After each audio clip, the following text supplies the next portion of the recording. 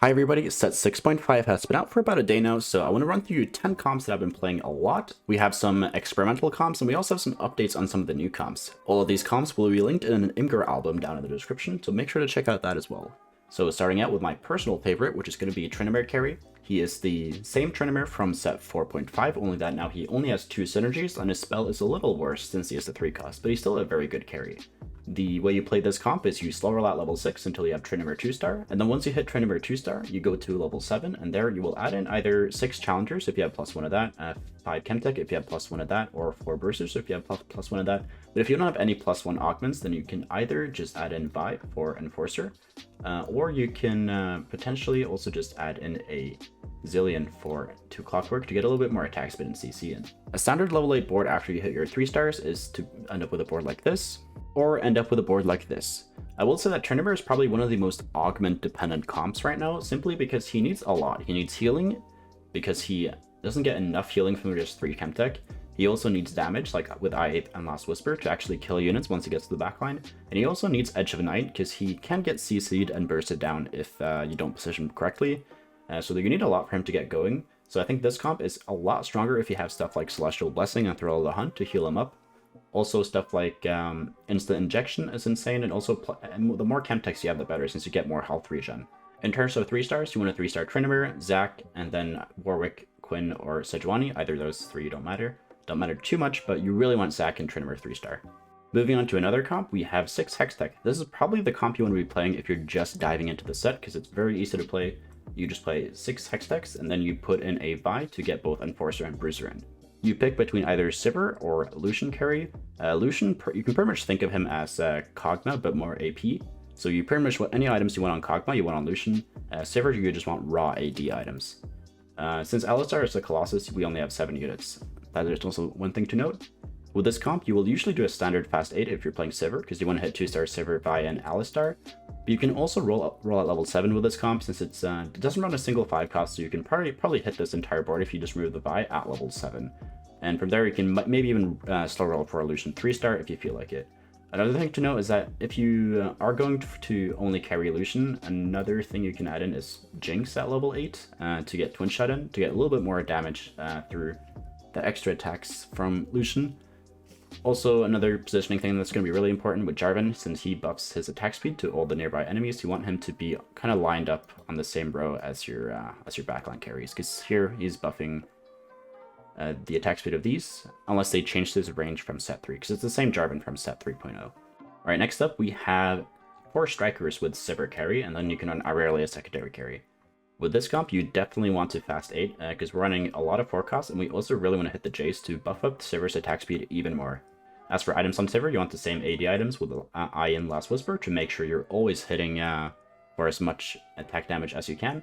And then Hodge is nice to heal her up from backline axes, or you can just go for a Deathblade instead of Hodge to get even more damage, although you need a lot of swords to do that. Same thing with Irelia, she wants Eye, Last Whisper generally, or just any AD items.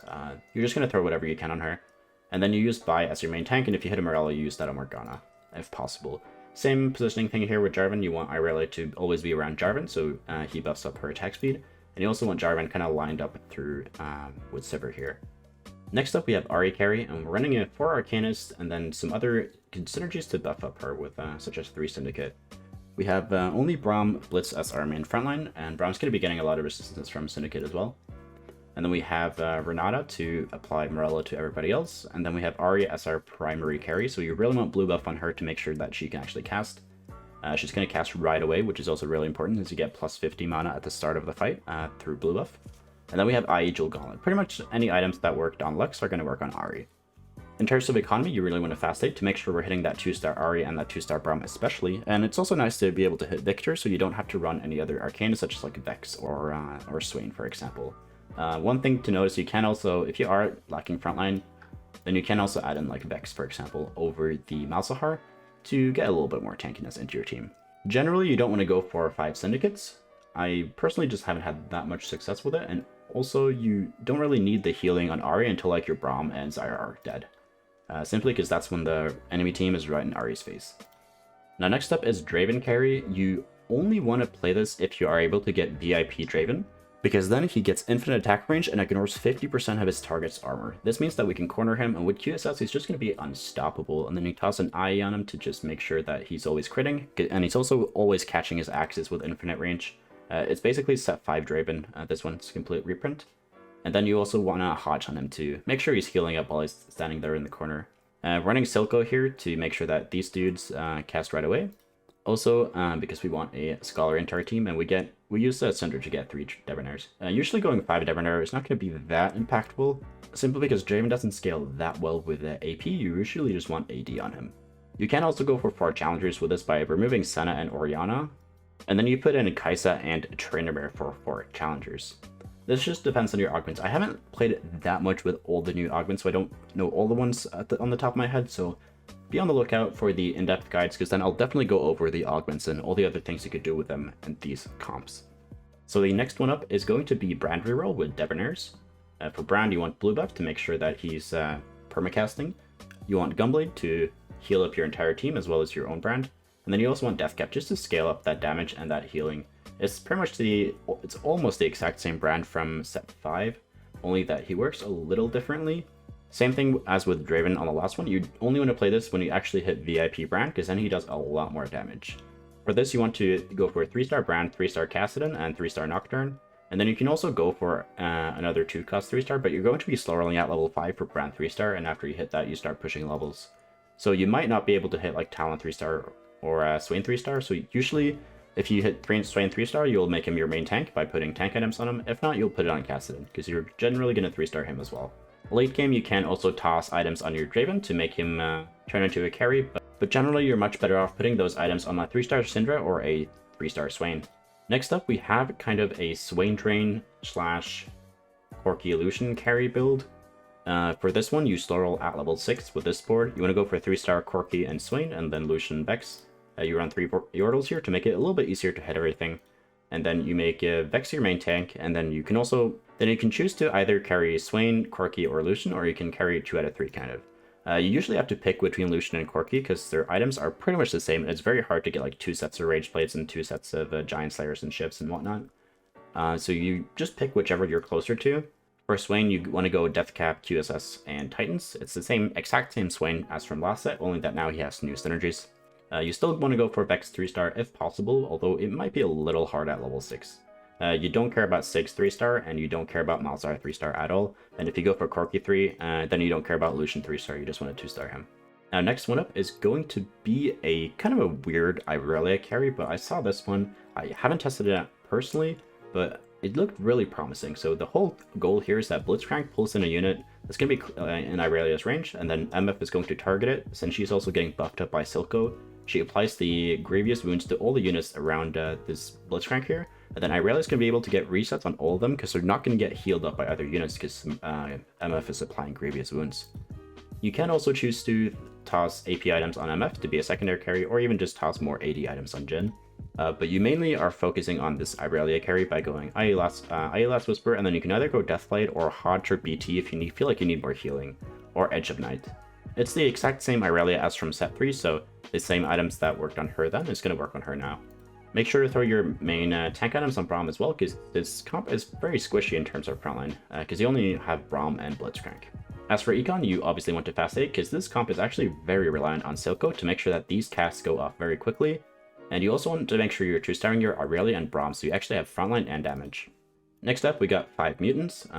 We only have 6 units, because he's a Colossus and he's a Colossus.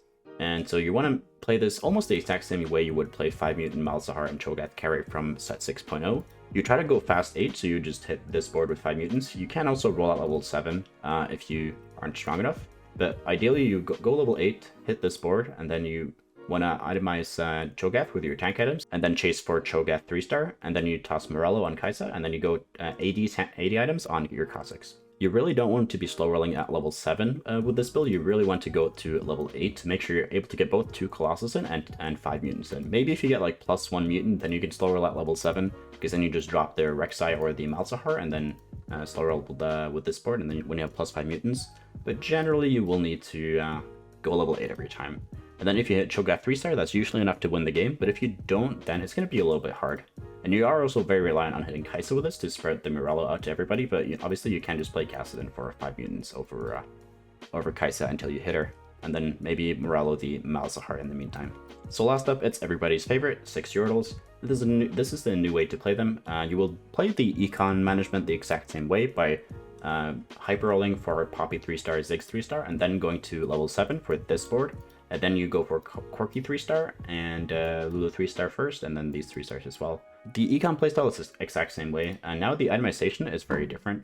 Now we have Corki as kind of our AP 2-cost carry. He's kind of mixed, but he's mostly AP, but so he works kind of exactly like Hogma, so you want Rageblade, Shiv, and then Giant Flare Hodge as your 3 items. Rageblade is core and Shiv is core, I would say, because Shiv helps out the damage she deals, and Ziggs and Poppy and Senna as well, so it really helps out your entire team with the Shiv. Rageblade is just great because you have a lot of frontline now with Yordle, so you're gonna get longer fights, and then Hodge is good just to make sure you get that healing back up. There is also a twist here because we're running 2 Socialite because Senna and Gnar are Socialites. Then if we have the Socialite on the front 2 Hex, we might actually want to run Gnar carry. I haven't really solved how to play that just yet, so you'll have to stay tuned for like an updated Yordle guide. But if it's in the back 2 rows, we definitely want to put Corki there. And then this is going to be your level 7 board, and then your level 8 board is going to be Vhagar, or you can add in a Braum if you don't need more damage. Now, for those of you that want to play on PB and don't have an account, I'll leave this link in the description to make an account. You just log in through your main account, and then you get a PB account, just like you would sign up through any other league account. And if you want to be around all the set 6 action, make sure to join the Discord. We're discussing all the stuff about the new set, and we also have a bunch of useful links here, so you can check out all the stuff that's going to be, all the comps that are going to be new, and I'm going to also be updating this to make sure that you have all the information you need, and all the people to discuss it to, and all the people to play with as well in the voice channel. So thank you so much for watching, and hit that subscribe button for more guides once set 6 drops. And if you want me to do more videos like this in the future, then please let me know in the comments. So yeah, thank you so much for watching, and I'll see you in the next video.